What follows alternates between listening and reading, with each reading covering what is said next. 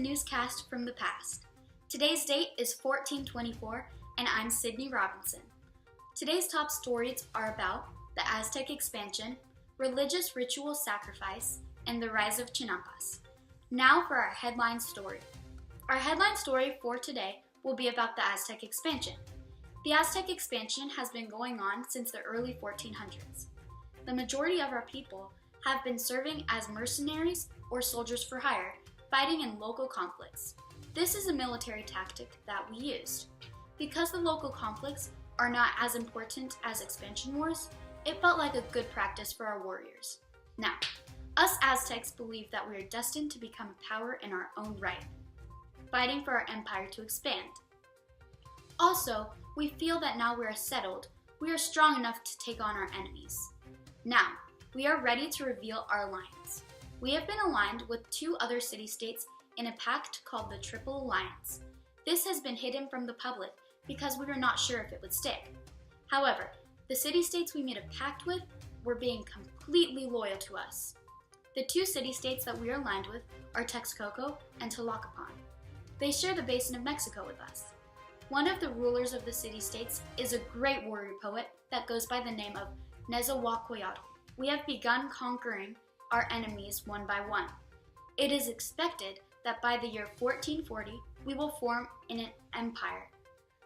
It is expected that by the year 1440, we will form an empire that controls most of the Valley of Mexico.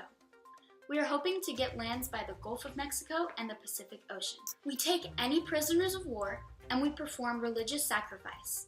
Before they are sacrificed, we force them to pay tributes. The decision of making the alliance was made for both military and political advances. So far, we have never been defeated in combat.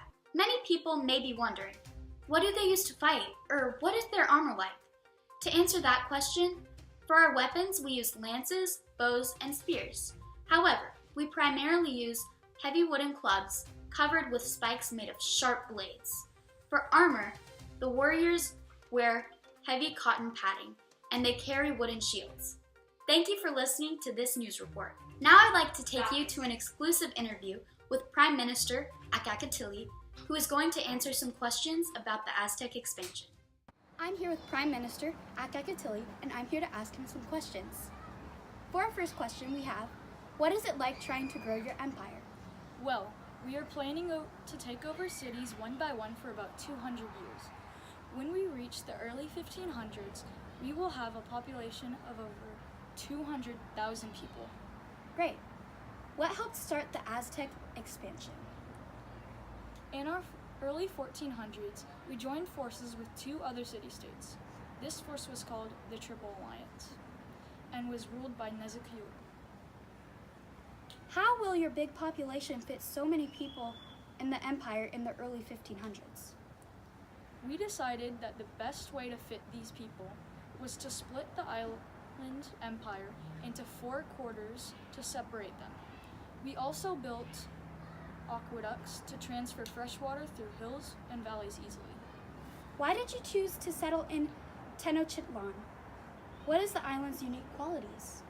Unlike some settlements, Tenochtitlan offers many advantages. Some of these advantages consist of ideal farming, richness in food, and edible plants. What was the Aztec Empire like before Aztec settlement? Thousands of years before Aztecs settled in Mexico, nomadic groups migrated through the valley. The early Aztecs chose to settle here because it was better than most places to settle of the time. Can you tell me what the early stages of the Aztec Empire in Tenochtitlan were like? Well, we settled in Tenochtitlan around 1325, and the word Tenochtitlan means place of the cactus fruit. By that time, we were known as the Fierce Warriors. Thank you so much. Now back to the studio. Now, we have captured prisoners of war to sacrifice them for years. Here's Emma with her story on religious sacrifice. Thank you, Sydney. That was a great segment. And now, my name is Emma Huddleston, and I will be discussing religious rituals involving human sacrifice. Now, for my story.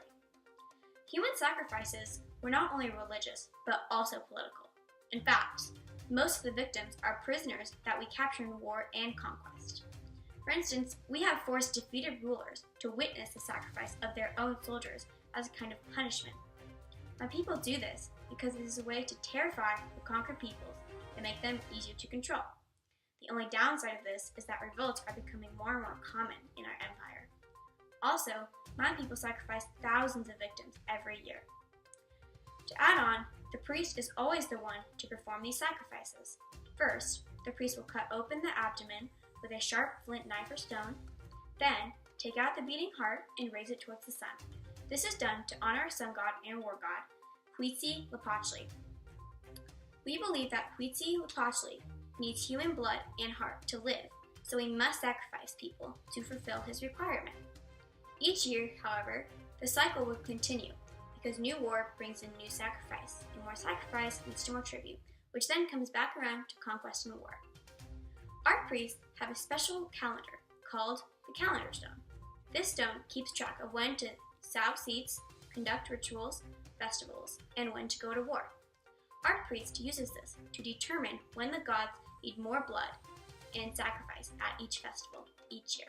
If we didn't make sacrifices for Huitzilopochtli, then he would become weak and the sun would disappear. Without the sun, we would grow weak without crops. Without crops, we can't feed our meat and we would not win a war without an item. We would die out without Huitzilopochtli. So, we must sacrifice victims to keep our gods happy and content.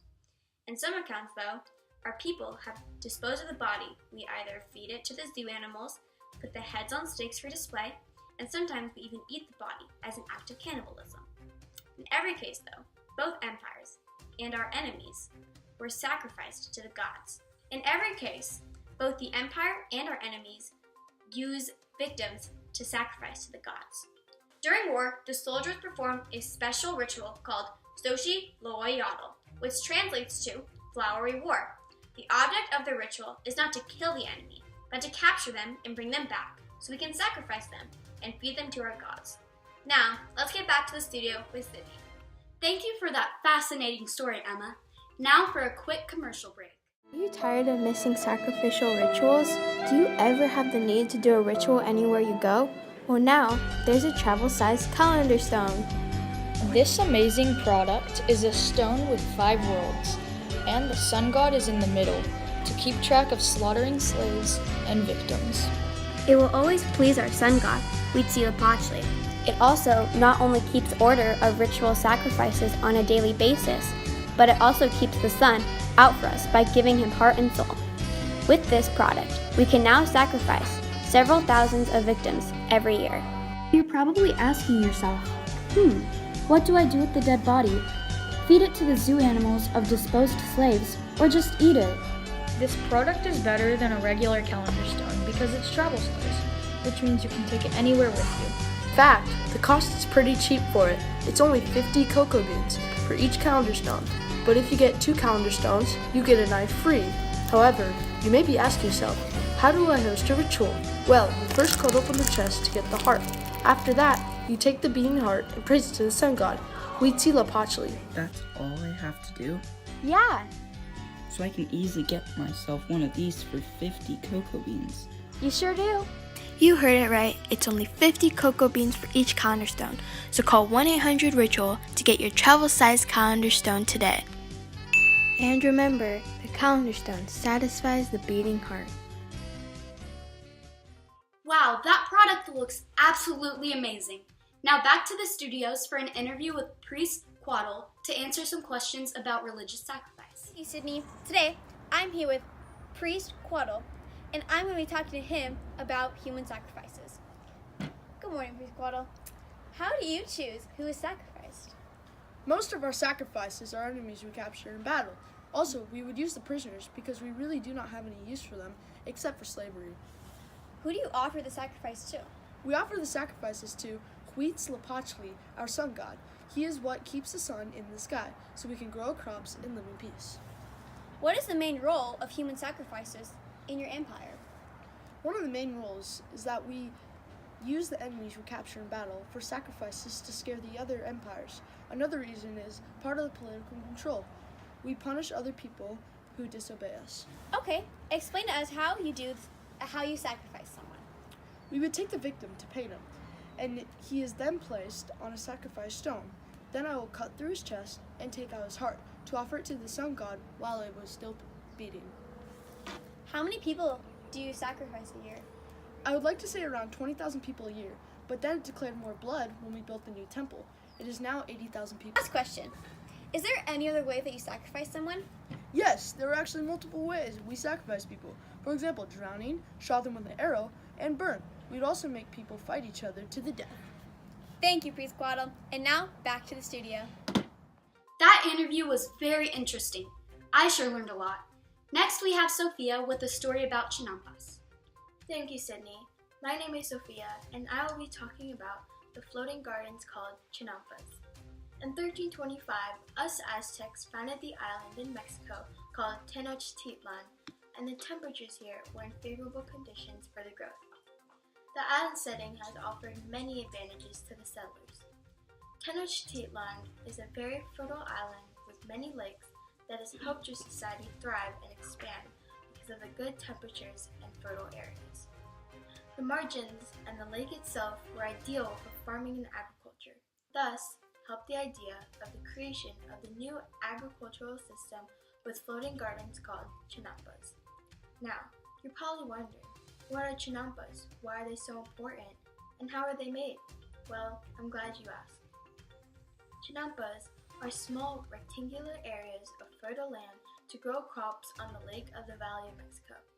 Although the lakes had ideal food to feed with fish, ducks, frogs, and edible plants, the chinampas helped expand the island and further feed our population with many fresh fruits and vegetables. They also helped and allowed them to build canals next to the chinampas across the island to travel and trade. Furthermore, farmers have harvested as many as 7 crops each year on the chinampas. The raised garden beds are created by woven mats out of reeds and set them in the shallow part of the water in the lake. In addition, they use willow trees to keep the floating gardens in place and stabilized.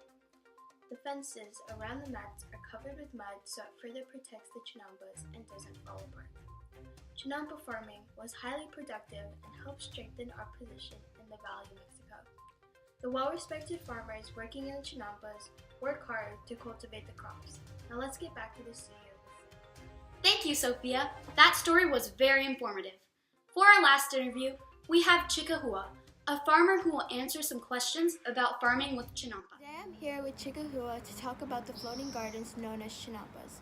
Hello, Chikahua. I'm going to ask you a few questions. How are the chinampas structured? Can you tell me how they're built? Of course. So firstly, we use rows of mud and vegetation alongside the water surface, rooted with willow trees. With extra support, wooden posts hold the sides of each plot into place. After all that has been created, we place woven reeds alongside the mud to hold the vegetation in. And finally, more layers of mud are added until the land is ready for planting crops. How do chinampas help the Aztec Empire today? Chinampas help our empire today by providing crops like fresh fruits and vegetables. The effect of having a bunch of fruits and vegetables is a surplus of food. Having a surplus of food leads us to having job specialization, where we can have all sorts of jobs for modern society. What tools do you use to cultivate the floating gardens? We use many tools to cultivate the chinampa floating gardens. We use a wooden digging stick called a ukulele to help plant the crops, but we are creating more modern tools like irrigation methods and water supplies. Do these chinampa gardens do more than provide food for us? As a matter of fact, they do. They help defend our city from protection against invaders. They are like a defense mechanism, which is a huge advantage. Do you believe that these gardens will encourage other city-states to do the same? I do think other city-states will create chinampas and follow us because they are really effective. They provide surpluses of food and give us an advantage of an additional defense mechanism. After all, chinampas gardens can help strengthen their position in their own village. Now finally, what types of fruits and vegetables do you farm on the gardens? We farm many fruits and vegetables, but our most common ones are tomatoes, potatoes, corn, chili peppers, and squash. The garden can grow large amounts of food and product like flour. Now let's get back to the studio. Thank you for joining us at Newscast from the Past. Stay tuned for next time.